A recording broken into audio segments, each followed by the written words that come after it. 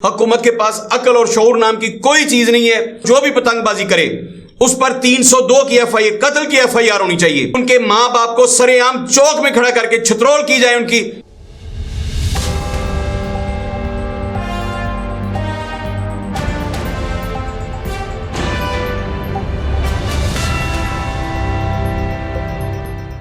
औज़ुबिल्लाहिमिनश्शैतानिर्रजीम, बिस्मिल्लाहिर्रहमानिर्रहीम। अस्सलाम वालेकुम नाज़रीन, मैं हूँ आपका होस्ट इदरीस नाज। आप देख रहे हैं नाज़ बरदारियाँ। मोहतरम नाज़रीन, सबसे पहले तो हुकूमत की एक और नाअहली समझ लीजिए या उनकी काबिलियत समझ लीजिए। उनके पास जो अरस्तू बैठे हैं, जो मुआशी अरस्तू हैं, उनकी एक कारस्तानी देखिए। आज प्रॉपर्टी पर कई गुना ज्यादा टैक्स आयद कर दिया गया है। आपके नजदीक ये एक छोटी सी बात होगी, लेकिन मैं आपको बताता हूं कि ये मुआशत को किस तरह से कत्ल करती है, ये कैसे पाकिस्तान के साथ मुआशी दुश्मनी की जा रही है, ये आपको समझाना है। जब इमरान खान साहब आए तो इमरान खान साहब के सर पे एक ही धुन सवार थी कि मैंने मनी ट्रेल लेनी है, मनी ट्रेल लेनी है, मनी ट्रेल लेनी है। यही वो नवाज शरीफ से पूछते थे कि तुम्हारे पास पैसे कहां से आए।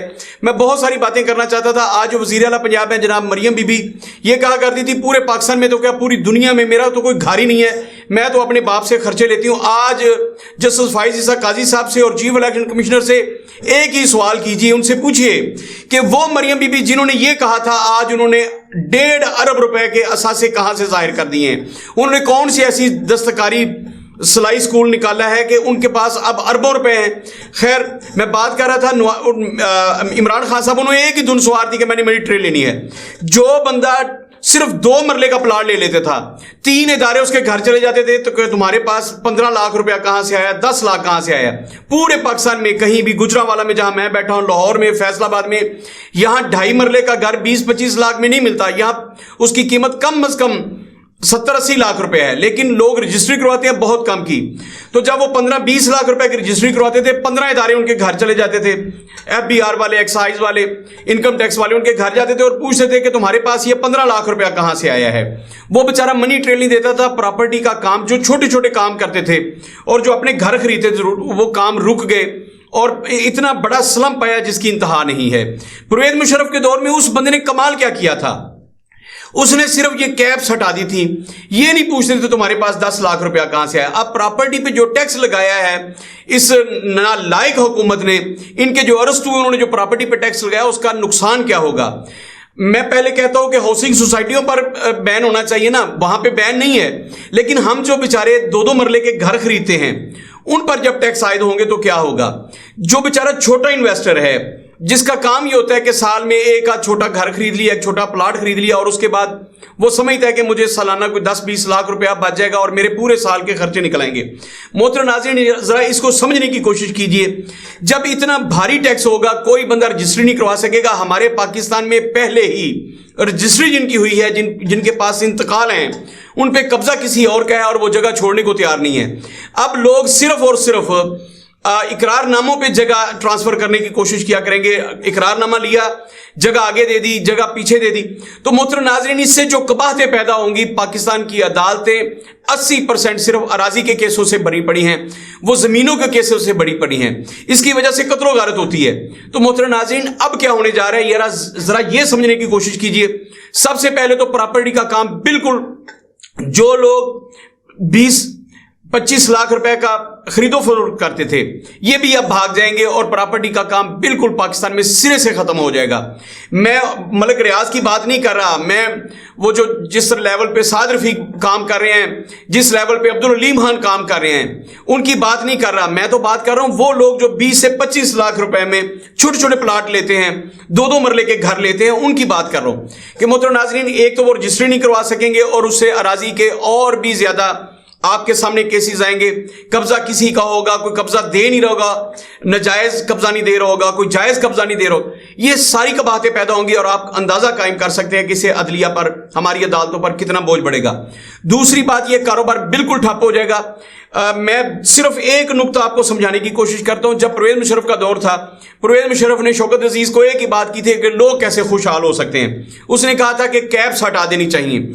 उन्होंने डॉलर से कैप हटाई। सबसे बड़ी बात, प्रॉपर्टी के कारोबार पे कैप हटाई। वो नहीं पूछते थे कि 10 लाख रुपया तुमने जो इन्वेस्ट किया है, तुमने 2 मरले का प्लाट लिया, तुम्हारे पास 10 लाख रुपया कहां से आया, 15 लाख कहां से आया, 20 लाख, इवन वो 2, 4, 5 करोड़ तक नहीं पूछते थे। मोहतरम नाज़रीन, एक छोटा व्यापारी, छोटा इन्वेस्टर जब एक छोटा सा प्लाट लेता था, वो जब प्लाट खरीदा तो उसके घर वाले कहते थे कि तुमने प्लाट खरीदा है, इस खुशी में हमें दावत दो। जब वो खाना खिलाने जाता था वहां 100 रुपए टिप भी देता था, रेस्टोरेंट का काम चलता था, वो खुश होकर भीख देता था।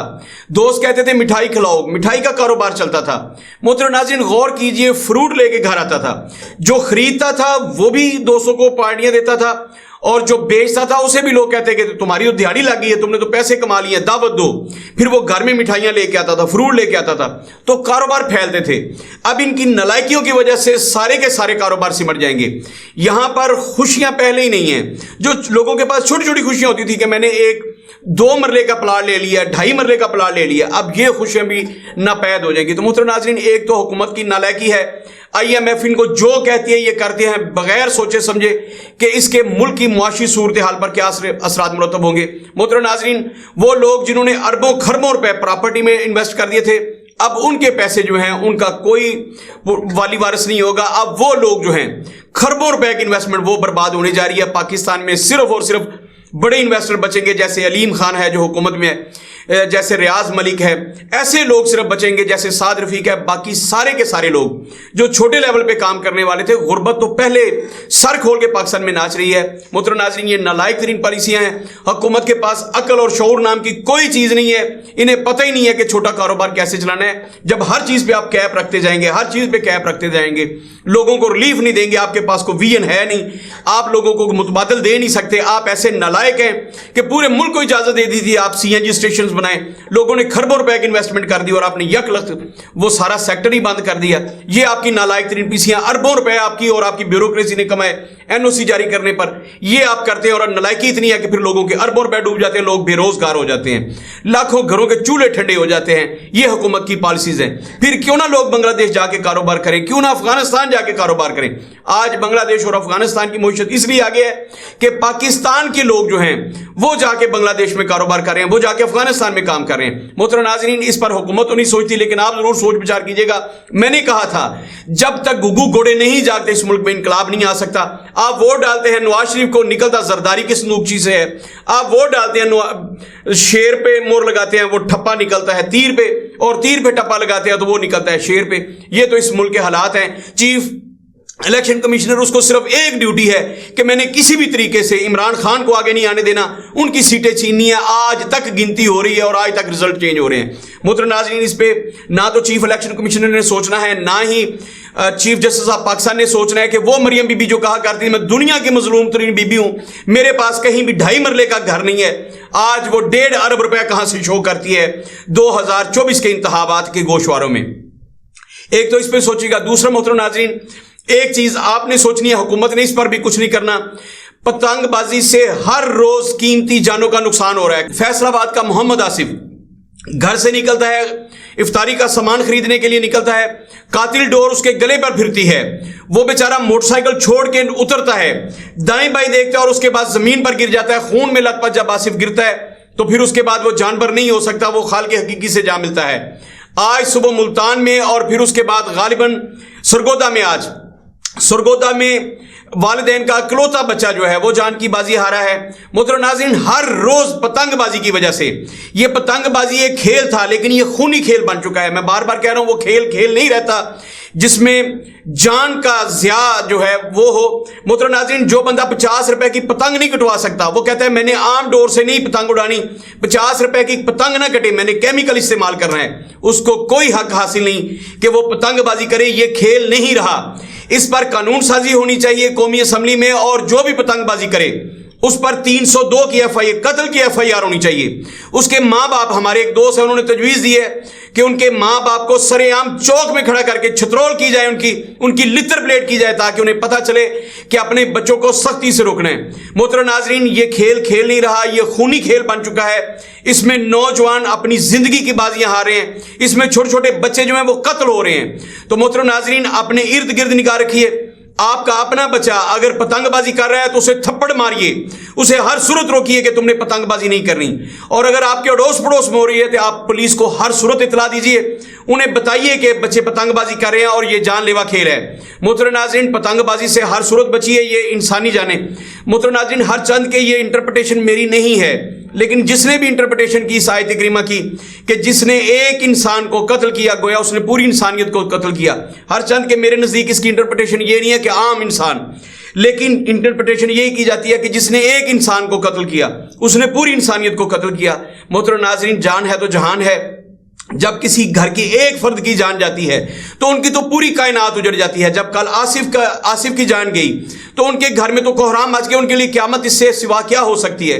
ان کے لیے کل پوری انسانیت قتل ہو گئی تھی۔ محترم ناظرین، حکومت اس پر نوٹس نہیں لے رہی، آواز بلند کیجیے، سوشل میڈیا کے ذریعے آواز بلند کیجیے، حکومت وقت سے مطالبہ کیجیے کہ پتنگ بازی کے لیے سخت قانون سازی کی جائے، اس کے لیے باقاعدہ قانون بنے کہ جو پتنگ اڑائے گا اگر جان جاتی ہے تو 302 کا FIR درج ہوگی، اور جو پتنگ بازی کرتا ہوا پکڑا گیا اس پہ عمد قتل کا دفعات لگائی جائیں گی، اس کو بھی سپیئر نہیں کیا جائے گا۔ محترم ناظرین، اس پر بہت زیادہ خیال کیجئے، بہت زیادہ دھیان دیجئے۔ اگر آپ کے ارد گرد پتنگ بازی ہو رہی ہے تو اب وقت یہ نہیں ہے کہ دل میں برا کہیں یا زبان سے کہیں، اب ہاتھوں سے روکنا ہوگا۔ اگر آپ ہاتھوں سے نہیں روکیں گے آپ اللہ کے بھی مجرم ہیں، اپنے ضمیر کے بھی مجرم ہیں، اس معاشرے میں بھی مجرم ہیں۔ اپنا بہت سارا خیال رکھیے گا۔ پاکستان زندہ باد۔